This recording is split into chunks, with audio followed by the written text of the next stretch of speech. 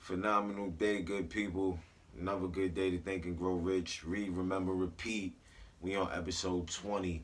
I think I got that one wrong yesterday, but we on episode 20 right now. We at the Knicks game. Know what I mean?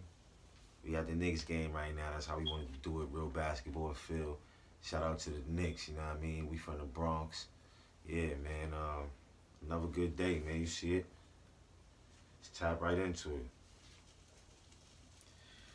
Read the entire book through, then come back to this chapter and begin at once to put your imagination to work on the building of a plan or plans for the transformation of your desire into money. Detailed instructions for the building of plans have been given in almost every chapter. Carry out the instructions best suited to your needs. Reduce your plan to writing. If you have not already done so, the moment you complete this, you will have definitely given concrete form to the intangible desire.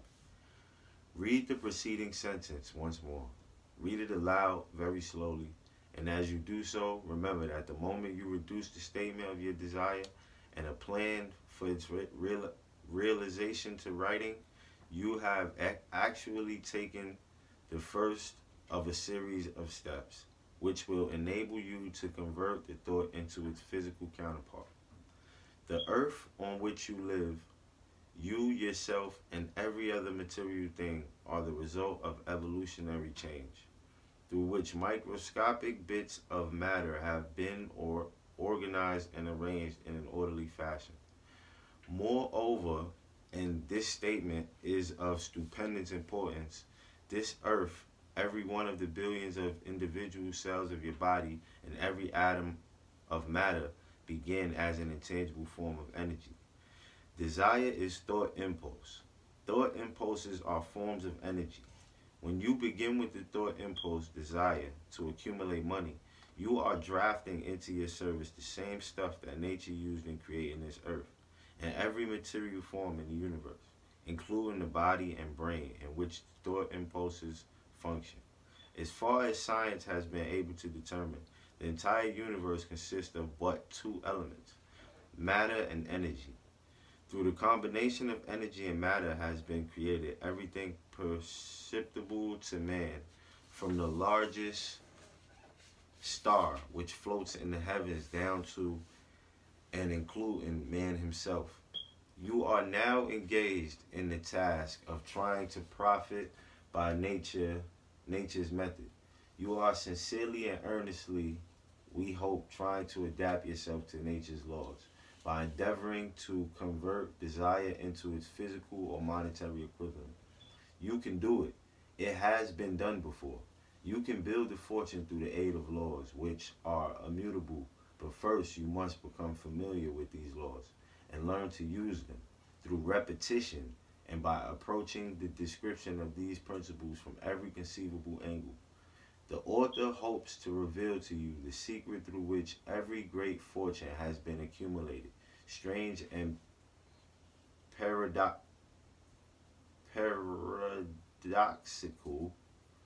as it may seem, the secret is not a secret. Nature herself advertises it in the earth on which we live. The earth, stars, the planets suspended within our view, and the elements above and around us in every blade of grass, and every form of life within our vision. Nature advertises this secret in the terms of biology, in the conversion of a tiny cell so small that it may be lost on the point of a pen, into the human being now reading this line. The conversion of desire into its physical equivalent is certainly no more miraculous. Do not become discouraged if you do not fully comprehend all that has been stated, unless you have long been a student of the mind. It is not to be expected that you will assimilate all that is in this chapter upon the first reading, but you will in time. Make good progress. The principles which follow will open the way for understanding understanding of imagination. Assimilate that which you understand as you read the philosophy for the first time. Then when you reread and study it, you will discover something has happened to clarify it and give you a broader understanding of the whole. Above all, do not stop nor hesitate in your study of these principles until you have read the book at least 3 times, for then you will not want to stop. You see it, man. Read the book. Read about 3 times. How to make practical use of imagination.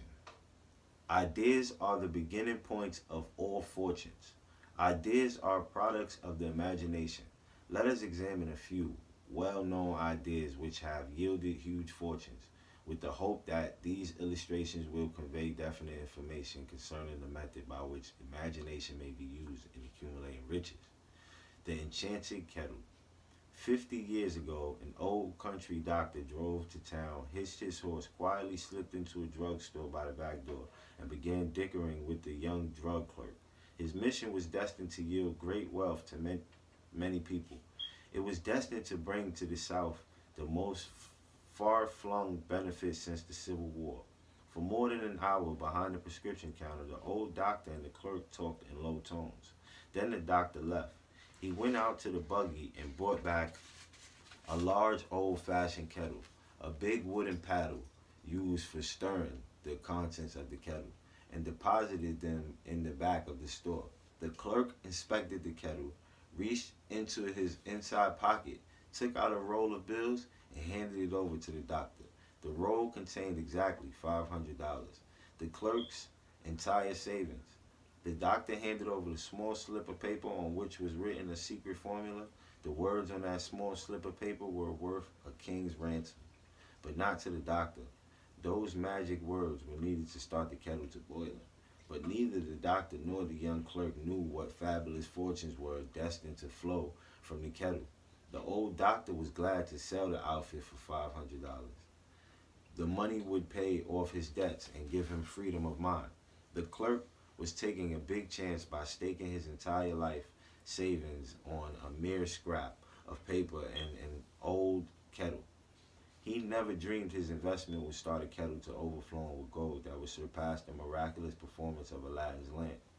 What the clerk really purchased was an idea. The old kettle and the wooden paddle and the secret message on the slip of paper were incidental.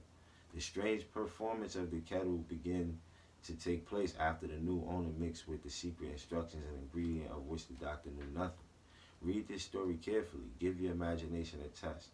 See if you can discover what it was that the young man added to the secret message which caused the kettle to overflow with gold. Remember as you read that this is not a story from Arabian Nights. Here you have a story of facts. Story of facts. Stranger than fiction. Facts which begin in the form of an idea. Let us take a look at the vast fortunes of gold this idea has produced. It has paid and still pays huge fortunes to men and women all over the world who distributes the contents of the kettle to millions of people. Huge fortunes to men and women all over the world who distribute the contents of the kettle to millions of people. The old kettle is now one of the world's largest consumers of sugar, thus providing jobs of a permanent nature to thousands of men and women engaged in growing sugar cane and in refining and marketing sugar. The old kettle consumes annually millions of glass bottles, providing jobs to huge numbers of glass workers. The old kettle gives employment to an army of clerks, stenographers, copywriters, and advertising experts throughout the nation. It has brought fame and fortune to scores of artists who have created magnificent pictures describing the product. The old kettle has converted a small southern city into the business capital of the South, where it now benefits directly or indirectly every business and practically every resident of the city. The influence of this idea now benefits every civilized country in the world, pouring out a continuous stream of gold to all who touch it. Gold from the kettle built and maintains one of the most prominent colleges of the South, where thousands of young people receive the training essential for success. The old old kettle has done other marvelous things all through the world depression, when factories, banks, and business houses were folding up and quitting by the thousands. The owner of the enchanted kettle went marching on, giving continuous employment to an army of men and women all over the world, and paying out extra portions of gold to those who long ago had faith in the idea. If the product of that old brass kettle could talk, it would tell thrilling tales of romance in every language. Romances of love, romances of business, romances of professional men and women who are daily being stimulated by it. The author is sure of at least one such romance, for he was a part of it, and it all began not far from the very spot on which the drug clerk purchased the old kettle. It was here that the author met his wife, and it was she who first told him of the enchanted kettle. It was the product of that kettle they were drinking when he asked her to accept him for better or worse.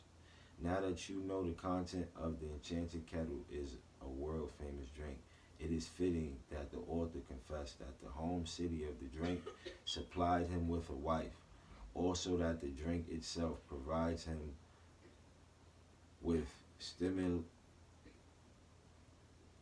It was the product of that kettle they were drinking when he asked her to accept him for better or worse. Now that you know the content of the enchanted kettle is a world-famous drink, it is fitting that the author confessed that the home city of the drink supplied him with a wife, also that the drink itself provides him with stimulation of thought without intoxication, and thereby it serves to give the refreshment of mind which an author must have to do his best work. Whoever you are, wherever you may live, whatever occupation you may be engaged in, just remember in the future, every time you see the words Coca-Cola, that its vast empire of wealth and influence grew out of a single idea, and that the mysterious ingredient the drug clerk Asa Candler mixed with the secret formula was imagination. Stop and think of that for a moment. Remember also that the 13 steps to riches described in this book were the media through which the influence of Coca-Cola has been extended to every city, town, village, and crossroads of the world, and that any idea you may create as sound and meritorious as Coca-Cola has the possibility of duplicating the stupendous record of this worldwide thirst killer. Truly, thoughts are things, and their scope of operation is the world itself. You already know, man. Super reads. We up in gold right now. Told you, man, get with me on that Forex tip. And you already know we out, man.